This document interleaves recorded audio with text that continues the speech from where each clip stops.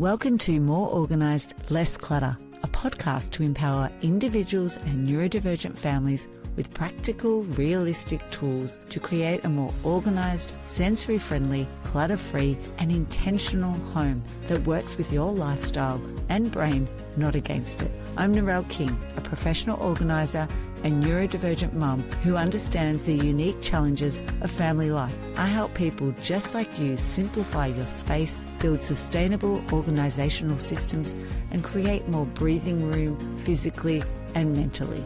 Every fortnight, you'll hear solo episodes and guest conversations filled with practical strategies on decluttering, home organisation, routines for neurodivergent families, mindful living, and how to build a home that feels safe, calm and functional. You'll walk away with actionable takeaways you can implement even if you only have 10 minutes to spare. Over the summer, I'm taking a break from recording the podcast and sharing a summer series of guest conversations from 2025. Struggling to balance structure and flexibility as school starts back? Today, I'm sharing curious strategies for effective parenting in the new school year from Elaine, founder of Impact Parents, a resource for parenting neurodivergent kids. She's also an author and podcast host of Parenting Impact. To listen to the whole conversation we had earlier this year, head to episode 179, Understanding Neurodiversity and Procrastination, or check out the recording on YouTube. Let's jump into this More Organised, Less Clutter episode and learn practical, compassionate strategies to help your child start strong this year. Can you talk a little bit about the board part with, in particular, kids and teens? Because I think the other thing at the moment, because we're about to go back into like a new school year. So my work is a lot around going into families' homes and organising, but with the child, because it's like the parents are saying they don't ever clean their room. They don't do this. It's like, okay, hang on, we've got to simplify this. But the kids are so honest and will just go, it's just really boring. Yes, I know it would be. So yeah, maybe talk a little bit and maybe some strategies around helping to alleviate that boredness. Well, so I think, first of all, let's just acknowledge that some of the stuff we're talking about is boring. Yeah. And if we can even just acknowledge it to them, like you just said, it's like, as parents, we feel like we're not supposed to admit it. But if we could say to our kid, look, I know cleaning your room is so boring. Would you like some company? Would you like some help? Like, okay, how can we make it fun? If we acknowledge that boredom is real, and we know that especially neurodiverse kids, all kids, but especially neurodiverse kids, really need something to stimulate the brain, to get the brain activated, that it's not enough. We joke at Impact that some people have a just get it done button and some people don't. I'm an adult with ADD. I do not have a just get it done button.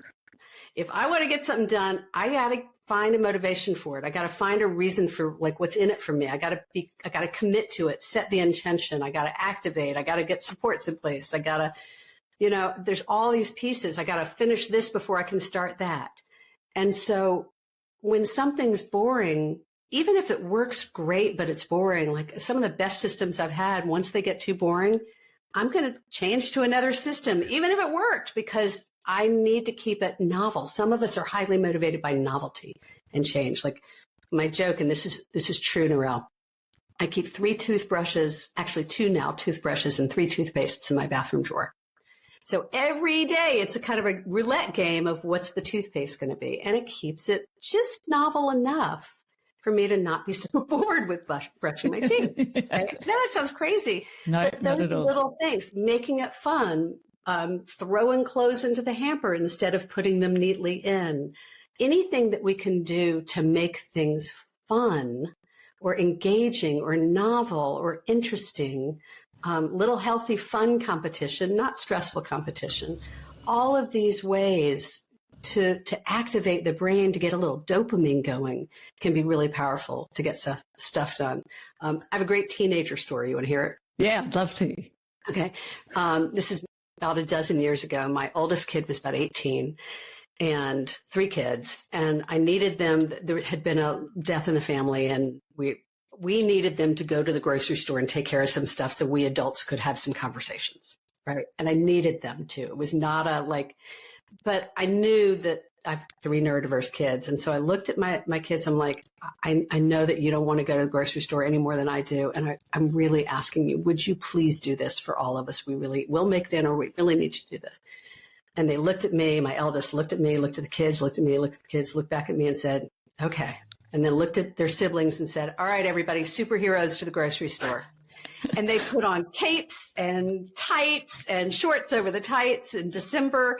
And they played their way to the grocery store. Yeah. Because they knew it needed to be done.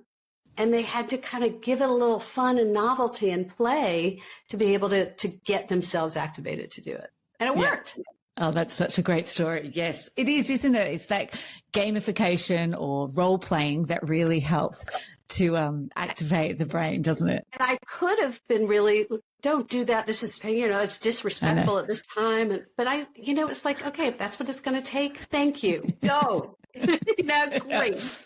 Yeah, no, that's a great story. And that is, the same. I love gamification with kids. Like, how about you go under the bed, you've got to try and get as many things as you can, and I have to guess what they are, and then you can throw them out to me.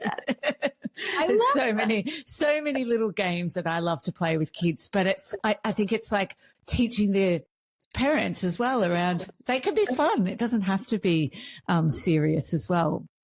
Depends on a lot of our work. Most of our work is about, you think it's about your kid, but it's really about you. Yeah. And if you can get your head around what's going on and you can get yourself out of the way and play a little bit or lighten up or let go or whatever it is that your family dynamic needs, when we focus on us as parents and we learn to respond to what's going on instead of being reactive, it changes everything because it builds the relationship and it builds the trust. And that really what's going to help our kids get motivated is when they feel safe and they feel trusted and trusting. And thank you for your time today, Elaine.